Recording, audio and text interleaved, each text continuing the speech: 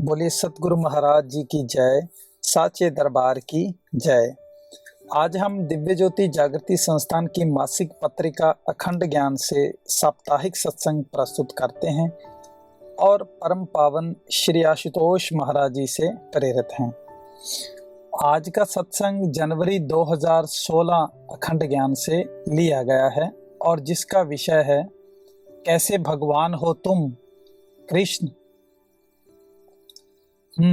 श्री कृष्ण कुछ आत्मलीन से हो गए, फिर पलंग से उठकर टहलते हुए बोले, विराट नगर में दाऊ भैया ने इस विषय में मुझसे बात की थी और कहा था कि अब युद्ध अवश्यम भावी है।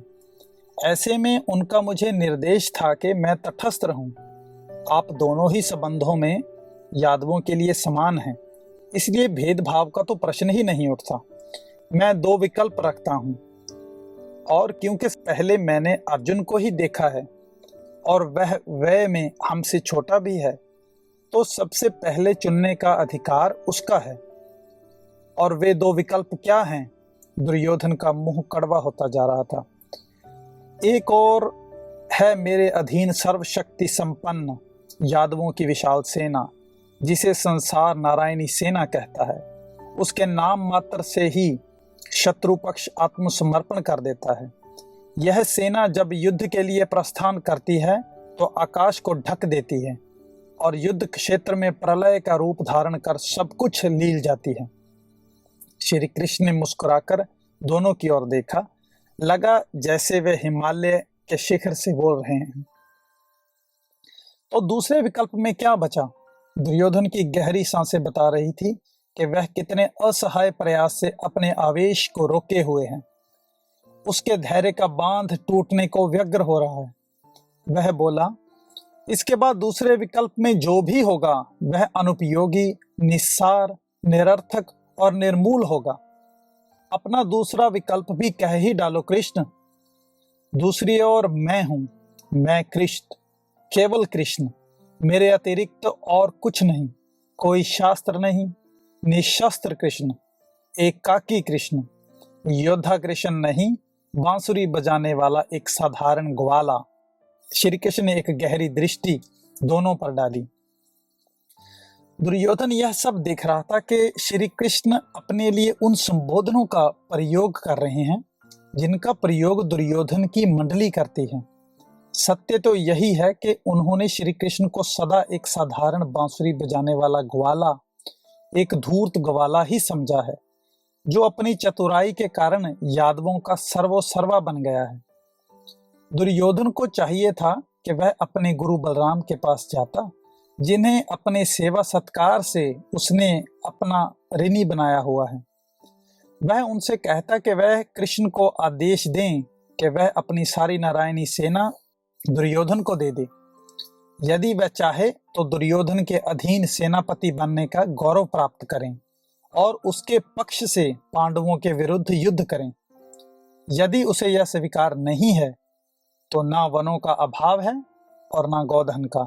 मुरली उसके पास अभी भी है। वह वनों में जाए और गौओं को चराते हुए कदम्ब के पेड़ की शाखा पर बैठकर अपने मुरलीधर होने को गौरवान्वित करे। दुर्योधन ने एक दीर्घ श्वास लिया।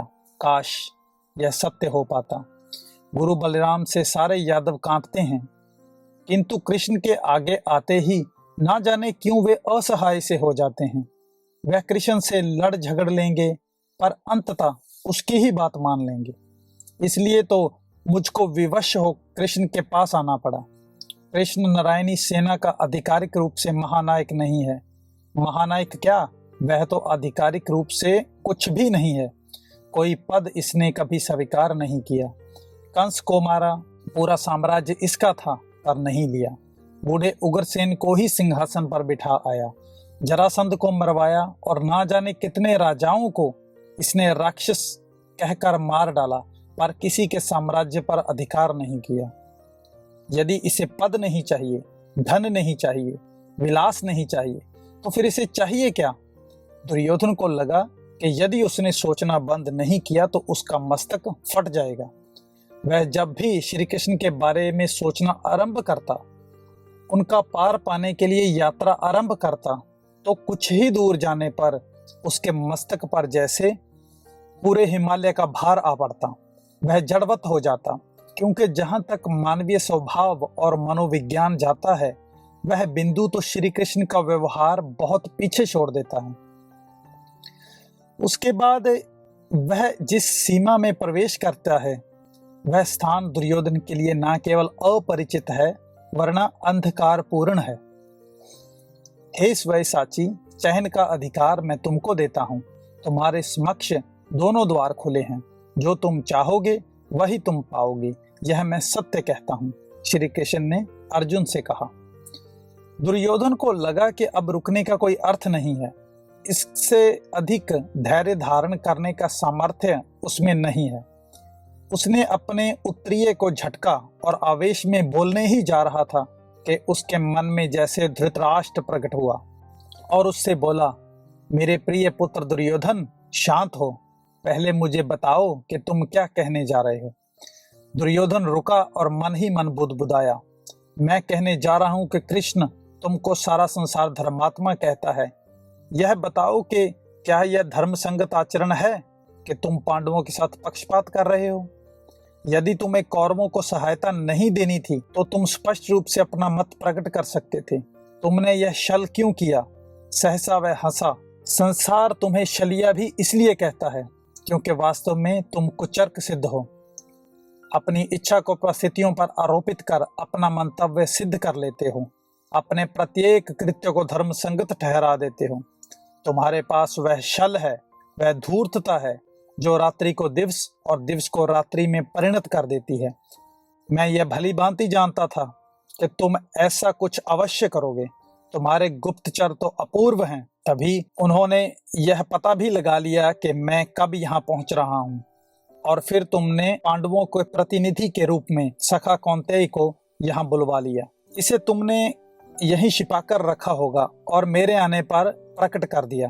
तुम अधर्म और अनीति के नायक हो, छली हो, पाखंडी हो। नहीं पुत्र, धृतराष्ट्र ने जैसे उसे अपने स्वर के द्वारा पुचकारा, नहीं, ऐसा चाहकर भी मत बोलना। क्यों, क्या हम कृष्ण से भयभीत हैं? दुर्योधन की श्वास गति बढ़ने लगी। पुत्र, तुम प्रत्येक समस्या के समाधान के रूप में शास्त्र बल का ही आश्रय क्यों लेते हो?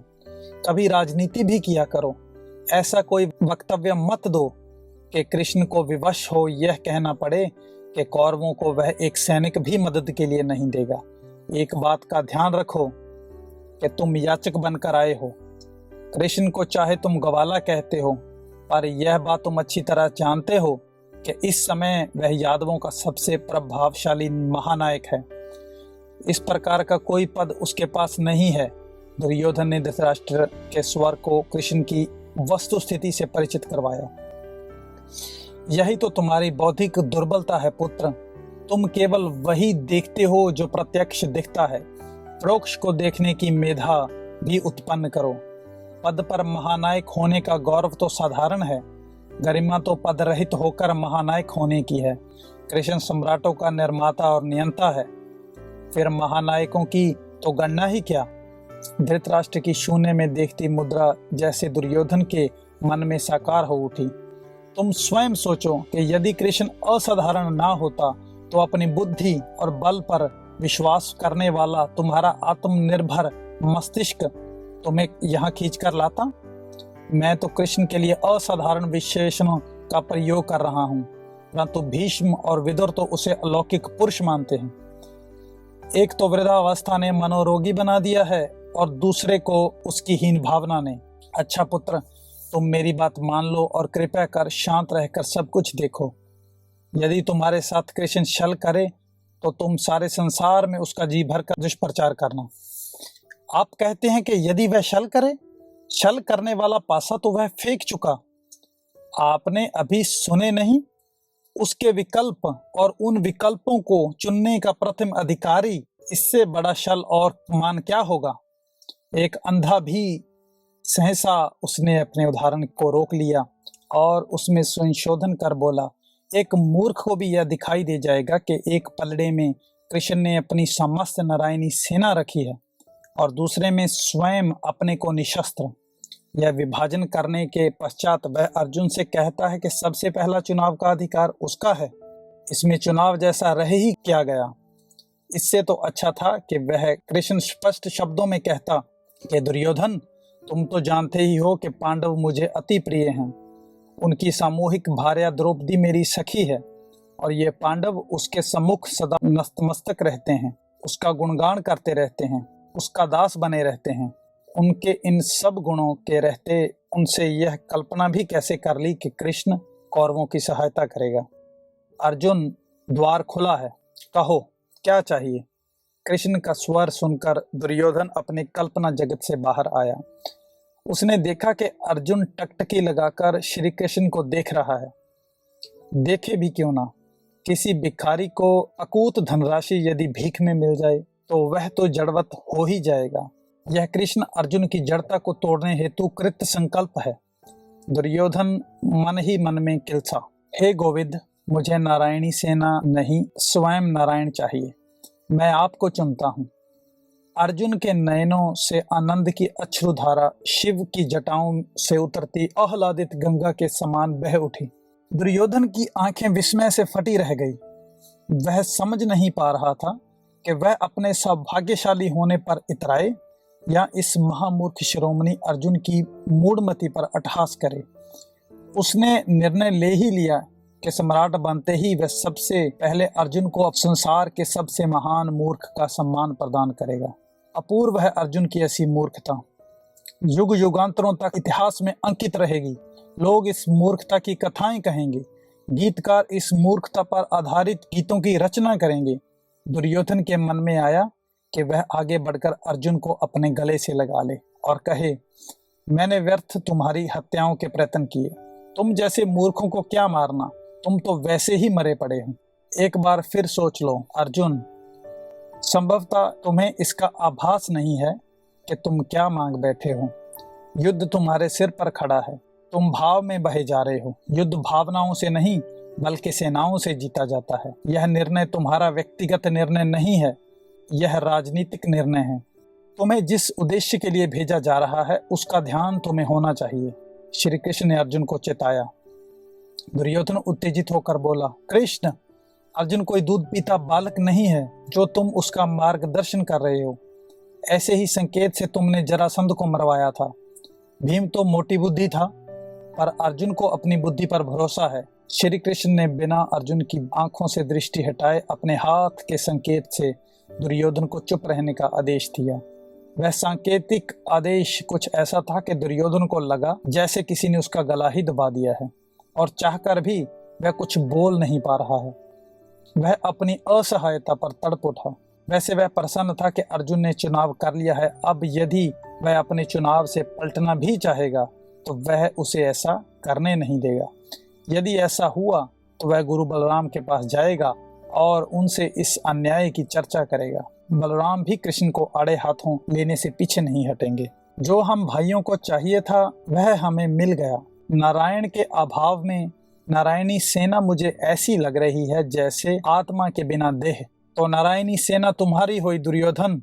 श्री कृष्ण ने ऐसे कहा जैसे उनको बाध्य होकर दुर्योधन के पाले में नारायणी सेना देनी पड़ गई है। फिर एकाएक श्री कृष्ण के अधरों पर मुस्कान खेलने लगी। बोले, तुम अर्जुन के इस चयन से अप्रसन्न तो नहीं हो ना दुर्योधन? कहीं तुम्हें ऐसा तो नहीं लग रहा कि तुम्हें विवश हो नारायणी सेना लेनी पड़ रही है? इतना ही कहूंगा कृष्ण कि यदि मैं अपने गुरु बलराम के पास जाता तो भी मुझे इतना नहीं मिलता।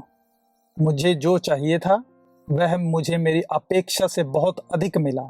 मैं संतुष्ट हूँ, परंतु एक प्रश्न मेरे मन में उठ रहा है। पूछ डालो। यदि प्रश्नों के साथ लौटोगे तो उत्सव कैसे मनाओगे? श्री कृष्ण ने ठहाका लगाया। तुम्हें केवल असहाय, दुर्बल, मंदबुद्धि और हताश लोग ही अपना भगवान मानते हैं। और यदि यह सत्य है तो तुम कैसे भगवान हो जो बदले में उनकी बुद्धि ही हर लेते हो, उन्हें कहीं का नहीं छोड़ते। कहे तो जाते हो सम्राटों के निर्माता, पर अपने भक्तों को भिखारी बनाकर, अयोग्य जनों की चरण पादुकाएं बनाकर छोड़ देते हो। तुम्हारे रहते हुए निर्वस्त्र होने की कगार तक पहुंच जाते हैं। कैसे भगवान हो तुम कृष्ण?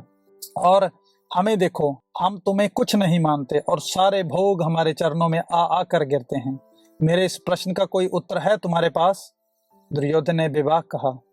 श्री कृष्ण कुछ देर दया दृष्टि से दुर्योधन की ओर देखते रहे और फिर बोले, दुर्योधन, प्रश्नों के उत्तर दिए जाते हैं, परंतु तुमने जो पूछा है वह रहस्य है और रहस्य को जिया जा सकता है। वह तर्क और बुद्धि से परे है।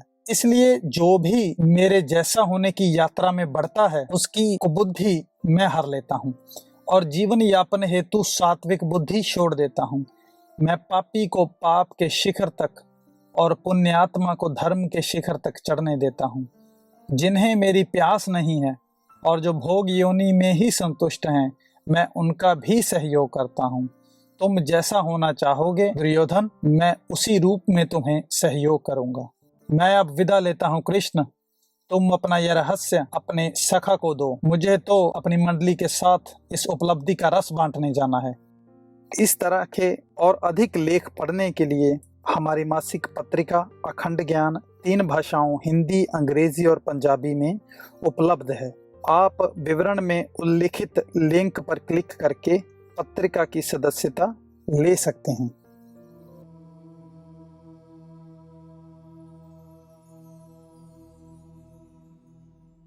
अभी आपने अखंड ज्ञान का सत्संग सुना। सर्वप्रथम मैं इसके लिए आभार प्रकट करती हूँ और आपसे प्रार्थना करती हूँ कि आप सब विश्रामदायक स्थिति में बैठ जाएं। अपने नेत्रों को बंद कर लें। अपना ध्यान सांसों पर केंद्रित करें। एक लंबी गहरी सांस पेट तक भरें। कुछ क्षण रोकें और अब पेट को अंदर खींचते हुए सांस को बाहर छोड़ दें। इस प्रकार इन आती जाती सांसों के द्वारा आप शांति के महत्वपूर्ण क्षणों का पूर्ण आनंद लें और इसके साथ साथ विचार करें कि अखंड ज्ञान से आपने आज जो सत्संग सुना है उसकी शिक्षा को आप किस प्रकार अपने जीवन में उतार सकते हैं।